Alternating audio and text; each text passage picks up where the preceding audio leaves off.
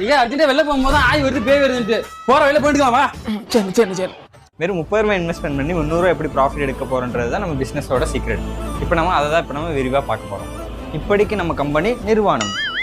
அண்ணே ஆய் வருதுண்ணே.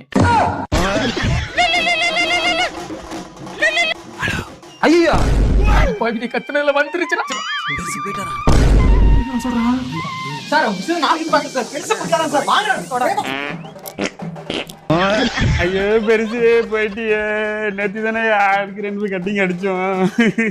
கட்டிங் அடிக்கும்போது கூட சொன்னியே என் பேத்தி கல்யாணம் முடிக்காம இந்த கட்டை சாயாதுன்னு.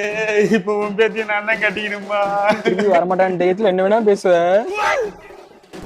அண்ணே ஆய் வருதுண்ணே.